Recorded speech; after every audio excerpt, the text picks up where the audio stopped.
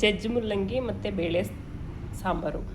ಯಾಕಪ್ಪ ಅಂತಂದರೆ ತುಂಬ ಜನಕ್ಕೆ ಮಸಾಲೆ ಹಾಕಿದ್ರೆ ಆಗಲ್ಲ, ಅದಕ್ಕಾಗಿ ಬೇಳೆ ಹಾಕಿ ಸಿಂಪಲಾಗಿ ಮಾಡ್ತಾಯಿರೋದು ಫ್ರೆಂಡ್ಸ್. ತುಂಬ ಬೇಗನೂ ಆಗುತ್ತೆ ಮತ್ತು ತುಂಬ ಟೇಸ್ಟಿಯಾಗಿ ಬರುತ್ತೆ. ಅದಕ್ಕೆ ಏನೇನು ಬೇಕಪ್ಪ ಅಂತಂದರೆ ಜಜ್ಜಿ ಮೂಲಂಗಿ, ಅಂದರೆ ಇದನ್ನು ಕಟ್ ಮಾಡಬಾರ್ದು, ಜಜ್ಜ ಹಾಕಿದ್ರೆ ತುಂಬ ಟೇಸ್ಟಿಯಾಗಿ ಬರುತ್ತೆ, ಅದಕ್ಕೆ ಜಜ್ಜಿರೋದು. ಮತ್ತು ಒಂದು 3-4 ಟೊಮೊಟೊ ಹಣ್ಣು ತೊಗೊಂಡಿರೋದು. ಯಾಕಪ್ಪ ಅಂದರೆ ಇದಕ್ಕೆ ಹುಳಿ ಆ್ಯಡ್ ಮಾಡ್ತಾಯಿಲ್ಲ, ಮಸಾಲೆ ಆ್ಯಡ್ ಮಾಡ್ತಾಯಿಲ್ಲ, ಅದಕ್ಕೆ ಟೊಮೊಟೊನ ಜಾಸ್ತಿ ತೊಗೊಂಡಿದ್ದೀನಿ. ಮತ್ತು 1-2-3 ಈರುಳ್ಳಿ, ಸಾಸಿವೆ ಕಾಳು, ಕರಿಬೇವಿನೆಲೆ, ಮೆಣಸಿನ್ಕಾಯಿ ಮತ್ತು ಬೇಳೆ. ಅಂದರೆ ಮೂಲಂಗಿಗೆ ಎಷ್ಟು ಬೇಕೋ ಅಷ್ಟು ಹದವಾಗಿ ನೋಡ್ಕೊಂಡು ಬೇಳೆ ತಗೋಬೇಕು. ಮತ್ತು ಇದು ಬೇಳೆ ಸಾಂಬಾರು ಪೌಡ್ರು.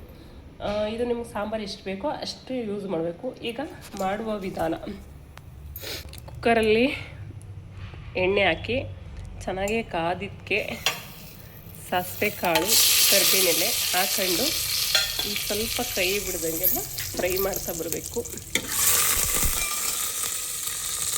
ಅದಕ್ಕೆ ಈರುಳ್ಳಿ ಆ್ಯಡ್ ಮಾಡ್ಕೋಬೇಕು. ಈರುಳ್ಳಿ ಆ್ಯಡ್ ಮಾಡಿ ಚೆನ್ನಾಗಿ ಫ್ರೈ ಮಾಡಿ, ಜೊತೆಗೆ ಇದಕ್ಕೆ ಈಗ ನಾವು ಮೂಲಂಗಿನ ಆ್ಯಡ್ ಮಾಡ್ಕೊಳ್ಳೋಣ. ಈಗ ಬಿಡ್ದಂಗೆ ಚೆನ್ನಾಗಿ ಫ್ರೈ ಮಾಡ್ಕೊಂಡು ಫ್ರೆಂಡ್ಸ್. ಇದು ಹಸಿ ವಾಸನೆ ಹೋಗಬೇಕು, ಹಸಿ ವಾಸನೆ ಎಲ್ಲ ಹೋಗಿ ತುಂಬ ಚೆನ್ನಾಗಿ ಫ್ರೈ ಆಗಬೇಕು. ಏಕೆ ಅಂತಂದರೆ ಮೂಲಂಗಿ ಸಾಂಬಾರು ಟೇಸ್ಟ್ ಬರಬೇಕು ಅಂದರೆ ಹಸಿ ವಾಸನೆ ಹೋಗಬೇಕು.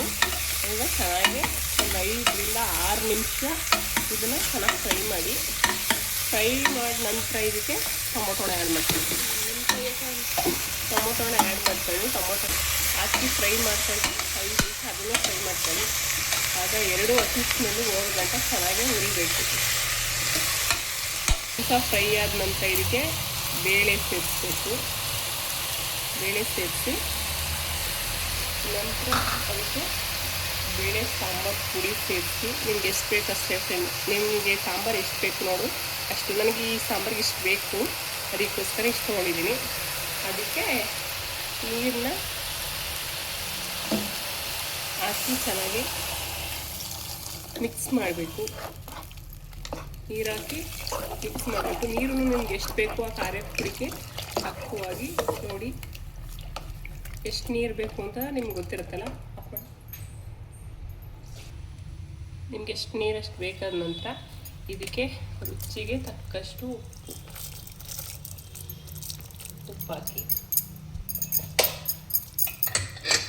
ನಂತರ ಇದಕ್ಕೆ ಮುಚ್ಚಳ ಹಾಕಿ ಇದಕ್ಕೆ ನಿಮಗೆಷ್ಟು 3-4 ವಿಸಲು. ಕೆಲವ್ರು 3 ಸಾಕು, ಇನ್ನು ಕೆಲವ್ರಿಗೆ 4 ಬೇಕಿರುತ್ತೆ. 3-4 ವಿಸಲ್ ಹಾಕಿ ಕೂಗ್ಸಿದ್ರೆ ತಿನ್ನೋದು ರೆಡಿ ಆಯಿತು. ಜಜ್ಜಿದ ಮೂಲಂಗಿ ಬೇಳೆ ಸಾಂಬಾರು ಫ್ರೆಂಡ್ಸ್.